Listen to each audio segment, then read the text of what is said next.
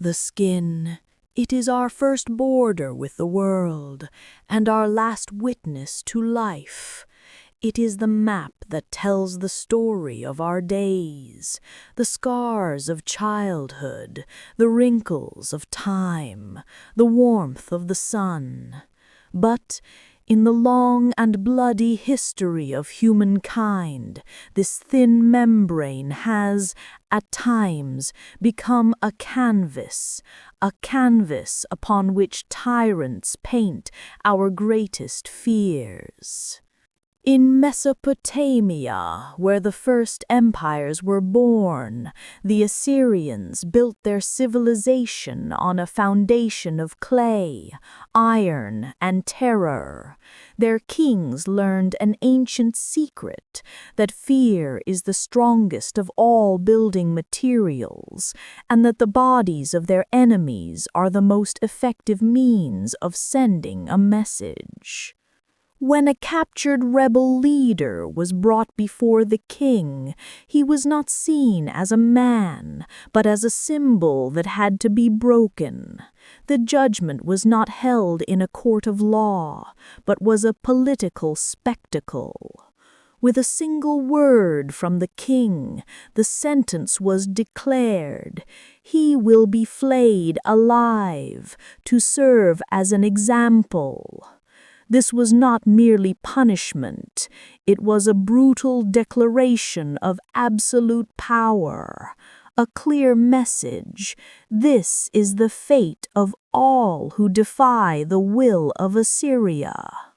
In the public square, under a harsh and unforgiving sun, the defiant one is tied to the very city walls he tried to conquer.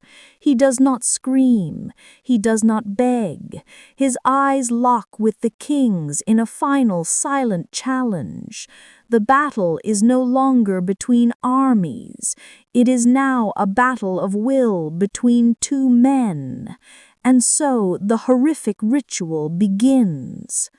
It was not just a process of killing, but a systematic unmaking of identity and flesh before the eyes of all. The victim's scream became the empire's national anthem.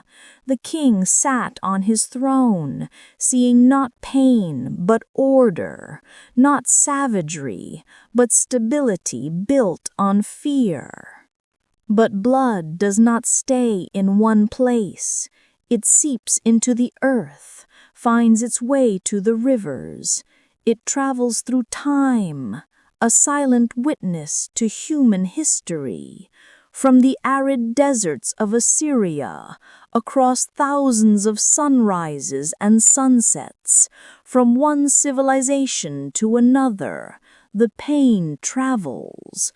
The masks change, but the scream remains the same. In the new world, under a different sky, and in the heart of a vibrant green jungle, another civilization arose, the Aztecs. Here, the same horrific act had an entirely different meaning. The skin was not torn in the name of an earthly king, but in the name of thirsty gods who dwelled in the heavens.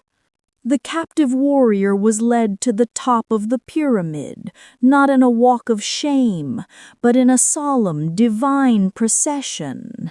They believed the universe was a fragile machine, and the blood of the brave was the fuel that kept it running. They killed so that life could continue.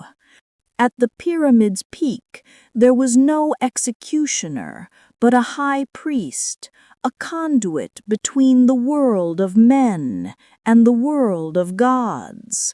The knife was not a tool of torture, but an instrument of salvation.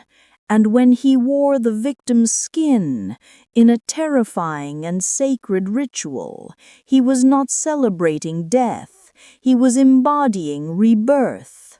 This was the language of faith in its most extreme form, where creation and destruction, life and death merge into one. Assyria and the Aztecs, two great civilizations, separated by an ocean of time and space.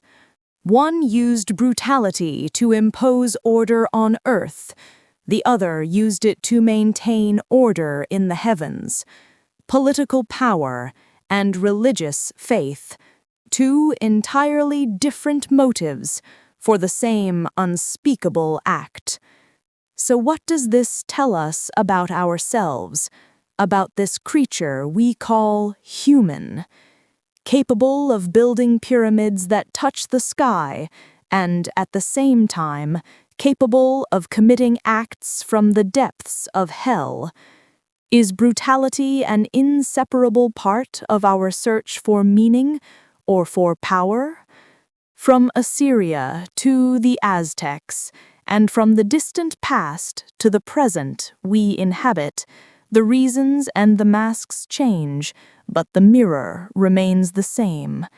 And perhaps, if we look into it honestly enough, we will see that the line separating the Assyrian king, the Aztec priest, and ourselves is thinner than we dare to imagine.